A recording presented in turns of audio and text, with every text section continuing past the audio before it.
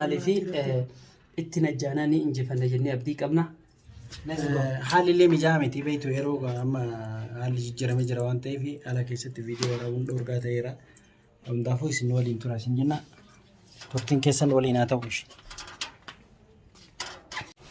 Assalaamu alaikum wa rahmatullahi wa barakaatu. Akkam jirtu hordoftoota keenya baga jiraattanii. Alhamdulillahi rabbil aalamiin jirra. Maamee salaam gaafa. Assalaamu alaikum wa rahmatullahi wa barakaatu. Kabajamtoota hordoftoota daawwattoota keenya akkam nagaa jirtu fayyaa keessanii baga jiraattan. Dhiifama nu bara gaa isin raabatu keenyanii wanni isin raabanneef illee gaa maamee maaliif banne? Wallaahi nama dhiba. Wanni irratti banne moo maalii majarraa robboon jiraannanuu dachaane. Qilleensummaa qabu malee lafarra ima jirra. Haaluma yerootii fi haawwuma keessa turre kanatu akka cal'ifnee hojii hojjennu nu taasise. Kanaafuu gaa cal'ifnee yeroo hedduumaan nu jechaa jiran ta'ee daawwattoonni isin bar viidiyoo mul'iftanii waan gochuu deemtan durii himtanii wanni sun isin jalaa badaa nu jechaa turtan. Saniif waan sanirratti xiyyeeffannee viidiyoo kana dhaabnee waan silaa gochuu qabna jennee waan sanirratti fuulleffannee kan itti milkoofnellee ni jira jechuudha. Kan itti najjaanne akkasuma kan itti milkoofne jira jechuudha. Aynumaayyuu waan tokko yoo dalaguuf deemtu waan tokko yoo to'annaa oolchuuf deemtu maaltu si barbaachisa beektaa? Iccitii kee dho'isu. Akkasumas isin jedhe Iccitii kee yoo dho'ifattee sochoote itti milkooyta. Kanaafuu waan itti milkoofne fi san immoo keessa bareeffati. Hayyee dhugaa jedhee maamini waan inni jedhu dhugaadha. Dhugaa rabbi galan isaa ga'u hordoftoota kiyya. Du'aayin teessan tuni bu'aa guddaa nu qabdi beekani. Aarsaa dila kafallee nama waa hedduu dabarsine san hunda rabbiin keessa nu dabarsee har'aas geenye. Wanni isin dhaamuu barbaade kanumaanuu waan isin beeksisuu fedhe. Sunis maal yoo ka'ettan taate micoo dhiyeenya kan dhufte sana agartanii jirtu ka ofirraa eegii micoon tun seexanaa seerii dalagaa turtee manaa jettanii nogorsaa turtan dhuguma. Gorsi keessan dhuguma. Arge viidiyoo isinlee argee jirra keessa deemnee argine jirra waan isin dalayde hunda argine. Garuu immoo namni gaa bakkuma silaa itti beekan san ittiin argamu. Micoo sana tana ofirraa eegaa turre akkasii kun. Akka ajaa'ibatti maaliif nama jala keennee ofirraa eegaa turre garuu ammas of hin ganne ammallee of hin ganne akkas jennullee ammallee of hin ganne garuu eega isin dhufte bu'aa guddaatu argama. Kuni micoon astakfirlaa jette. Yani toibatte dhugumaan toibatte. Toibatte waan balleessaniif immoo dhiifama naa godhaa jette asuma dhaamsallee itti naa dhaamaa jetteerti dhugumaan hordoftootatti. Gaagaa kabajamtoota hordoftoota daawwattoota keenya yoo akka itti deebitaaf jidduun waan haa dhufan yoo akkana jennu fakkeenyaaf nuti waa hedduu keessa dabarree argitanii turtanii waa hedduu nama muuxannoo gahaa qabu. Rakkoo fi cinqii kanaaf nama muuxannoo gahaa qabu nama argitee osoo kamoojjiin deemnu kanaayyuu yeroo inni kararraa akkana make nuti afaanuma itti deebina. Habibi amma maalitu tanyoo nama dhugaatti yaa'u. Muuxannoo gahaa qabna kanatti yoo warreen fakkeenyaaf micoon tun isinitti siixee isin sossobdee isin irraanfachiiftee isin galaafatte yoo ka jettan taate nuti muuxannoo gahaa qabna kanatti ilkii itti cabsine. Akka jaakarsa. Kanaaf immoo nama of gatullee miti garuu immoo nama sitti uf kennee jira na hoodhaa. Na awwaalaa na keeraa akka feetan na godhaa nama jedhe abboon nuti ati ta'a akkanaati akkamitti akkana jennee ofirraa ari'uu nu ulfaate. Eega akkas taate. Wanni tun dubartiidhaan mallee. Of hin qabnetti barsiisee maalummaa namaa kanaayyuu mee akkatti qubatte achi fagootti qaburraa waan tokko beekta itti siixee ilaaltee waan isaa hubattee yoo rakkoo qabaate ni qabdaayyuu leesh ati qophaa'aadha.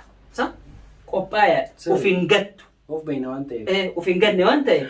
Kanaaf haga isin dhufte akka ibsaan baanu san isiniin tuqaayyuu waa'ee namitti ajooytuu sanirratti waa'ee masarratti irratti iccitii hedduu arganne iccitiin arganne maali yoo jettan dhufnaan malli dubartiidhaa hamaadha jira.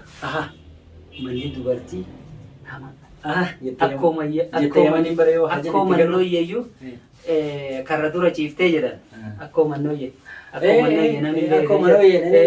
horiin mooraa keessa jiru kun ka'ala jiru oliin galin dallaa keessa mooraa keessa jiru gadinarra hin bayinii jette jedhan amrii jijjiirraa afatteeti dura ciifte karra dura ciifte amrii kana dabarsite jedhan ajaja kana dabarsite yeroo san isii mootiidha akkasumami akkasitti namni bahee mala godhan dhabanii horiin beelan dhuma jedhanii mari'atanitti odumaa jennu odumaa dubartii jennu namni gabaabanni jiraa miira dhiira keessa illee bakka tanatti qabu ka'e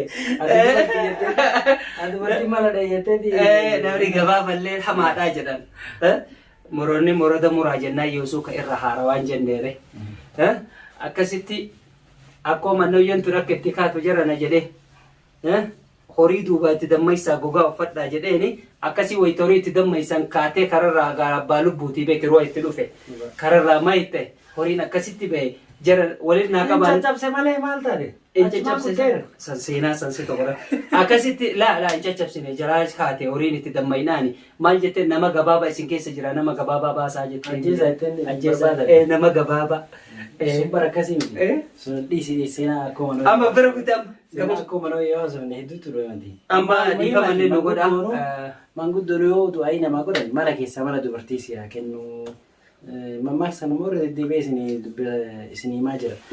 Maaliif sababa micoo tanaatiin mammaas kan irra isinii deddeebi'ee beekanii dubartiin mala qabdi dhuguma mala qabdi.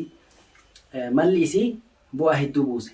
Masaratii waggaa tokkoo fi wayi akkasiin taphataa turte mana kiyya kana diigdee kasaaratti na aansite biyyallee na baaftee gaara san keessatti illee isinitti himu. waan dabarse keessatti ni irra deddeebi'uu taate waan ta'eef kana san hunda keessa dabarsite masaratii san qolfii jalatti deebisuudhaaf yeroo muraasa nuuf inshallah rabbi maaliif sababa micoo tanaan malaan itti ergine ammaan tanaayyuu isiin erginee jirra micoon isii bira jirti na fakkaate amma yaani almuhim isiin beektu waan ta'eef malaan seentee Ormishiin ergaa jirti kanaaf nuti amma kan immoo akkasii fuunee mootummatti kenninu ta'a jechuudha maaliif yoo gara mootummaatti deemnu taate nuti amma viidiyoolee isinii waraabuu dhabuun malla maaliif viidiyoo isinii waraabuu maaliif mootummaa deemnee mootummaa bira dhaynee waan akkana teennee bakka isiin jirtu sana eegamu jayyoon yoo kan nu himtee bakkitoo nu milkeessitu taate viidiyoo waraabuu hin dandeenyu asumaan dhaamsa kenna maaliif dhayneetuma warra mootummaa qabannee bakka san to'annaa oolchine kararraa qabna jechuudha. Yeroo sanitti viidiyoo waraabuun sitti ulfaatu mootummaadha ka deemtuni waan biraan nutti fakkaata waan ta'eef sanis sun akka itti dhufnetti yoo nu mijaa'e isinuu waraabna yoo nu mijaa'uu baate sun akkasitti isiin qabamteef hin qabamne iyyuu ka ganaa walitti deemna walitti ka deebinu ta'a. Kanaaf gaa kabajamtoota hordoftoota daawwattoota keenya amma ka deemnu malli keenya ergaa wayii nu ergamee jira risaaloo nu barreessite micooni naannoo san hubachuu lokeeshina nu keettee jirti naannoo san hubanne inshallah naannoo san achi dhayneeti yoo mucayyoon tu hangam takka dhugaa micoon tu yoo kan itti najjaasisu taate dhugatti akka isii amannu nu gootee jirti micoon tun waan kana mijeessinan dhuguma kalas yaani dhugumaan nu gargaaru akka dhuftu dhugumaan ta'e battee dhugumaan ammallee maatii kana gargaaruudhaaf dhufte dhugumatti jennee akkasitti fudhannaa ammaaf immoo nulleen akkuma keessan qalbiin nu barraa jirti beekani utuma beeynu boojjeen jette sareenii jedhan marqa darbanii fi ilaale isiin feetu yoo achin oodhamamtillee adamamtu makamtullee isitti haa makamtu almuhiim nuti qophiidha hundaafu jaayisa nuti qophiidha gamanaanis tolaanis hundaan qophiidha waan ta'eef imalli keenya inshallah karaa saniitti deemaa jirra yoo ka akkuma maama isinii jedhe yoo viidiyoo ka isinii waraabnu ta'e isinii waraabne yoo waraabuu baannillee nurra laalina waan isinii deemuun immoo inshallah abdi rabbi nu faana tura amma bahuuf deemne jechuudha maaliif naannoo isiin nu whatsappte jira maaliif naannoo san beekuu qabna dura anaaf ibsaa naannoo amma mucayyoon dhayitee naannoo kana jirtii mutaakkida namittiin tun bakka san jiraachuu akkanuma ol kaanee Inni irraa hubachuuf. oluma kaaneetumaan mootummaa qabanee dhabuu wayitaa. Duraan Bakka san hubannee bakka san eegee muta akki dhibbarraa dhibbatti jiraate argine. Dhaqnee dafnee achitti kan waan goonu ta'a. Kabajamtoota hordoftoota taa'ottoota keenya haga dhumatti nu faana tura amma kaanee jirra jechuudha. Du'aa nu faana jiraata. Huccuu jijjiirratti moo akkanumatti? Akkanuma deema been. Yalla nu yaas. Hordoftoota keenya kanaas deemnee bayaa jirra rabbi isinaa milkeessu jedhaatii du'aa inni godha. Maaliif itti najjaanaa ni injifanna jennee abdii qabna. Haalli illee mijaa'aa miti beektu yeroo amma haalli jijjiiramee jira waan ta'eef ala keessatti viidiyoo waraabuun dhoorgaa ta'eera. Hundaafuu isin waliin tura isin jenna. Turtiin keessan waliin haa ta'u ishee.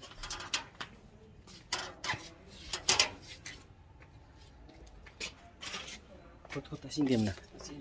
Isin deemna. Amma waan godhu beekta. Hayyee. Dhaydheetuma naannoo san dhayne. Hubannee. Dura bira taate. Amma dookii yaa dhaamsi taa'e kaameeraa. Dhaamsi kaameraan feena. Yalla ta'u. Kaameraan irraa dhaamsi.